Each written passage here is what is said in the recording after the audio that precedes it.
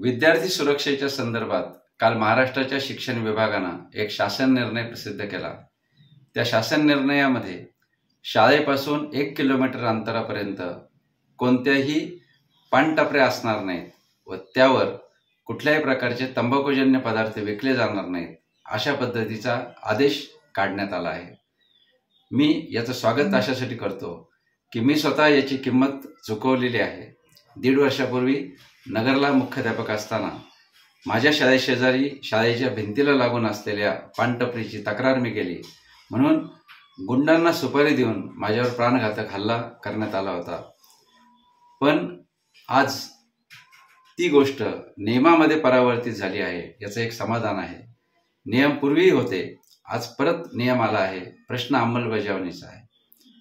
आज मुख्याध्यापकांवरती जबाबदारी टाकून केवळ प्रश्न सुटणार नाही, तर मुख्याध्यापकांबरोबर तिथल्या ज्या स्थानिक स्वराज्य संस्था आहेत, नगरपालिका असेल, नगरपंचायत असेल, ग्रामपंचायत, महापालिका, यांच्यावरही ती जबाबदारी नक्की केली पाहिजे की शाळेच्या परिसरातली अशा प्रकारची दुकानं हटवणं ही जबाबदारी त्यांनी पार पाडण्याच्या गाईडलाईन्स आता त्यांना दिल्या पाहिजेत। याचं कारण असं की मुख्याध्यापक त्या प्रकारचं धाडस प्रत्येक वेळी करू शकेलच असं नाही।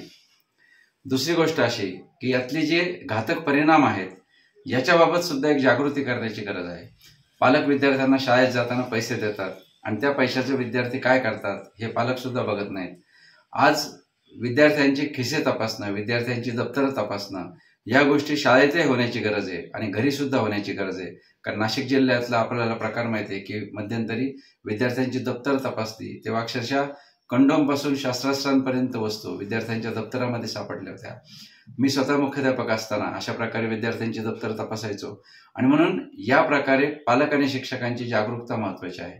या निमित्ताने आणखी एक महत्त्वाचा मुद्दा मांडावासा वाटतो की एनर्जी ड्रिंक नावाचे ड्रिंक्स आज किराणा दुकान, जनरल स्टोअर्स आणि या शाळेशेजारच्या सर्वच दुकानांमध्ये आणि पानटपऱ्यांमध्ये विकल्या जात आहेत। आपलं जितकं लक्ष गुटख्याकडे आहे, तंबाखूजन्य पदार्थांकडे आहे, तितकं या एनर्जी ड्रिंक्सकडे नाही।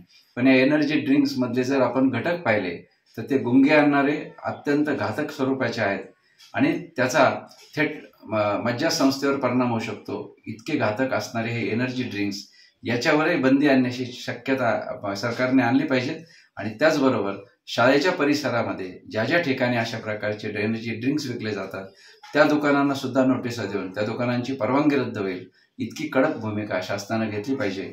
कारण हे एनर्जी ड्रिंक्स हा पुढे दारू आणि तत्सम जे काही अंमली पदार्थ याकडे जाणारा रस्ता आहे आणि म्हणून तंबाखूजन्य पदार्थांच्या 1 किलोमीटरच्या निर्णयाचं स्वागत करताना शासनाकडून या एनर्जी ड्रिंक्सवर सुद्धा बंदी घालण्याची मागणी मला करावीशी वाटते।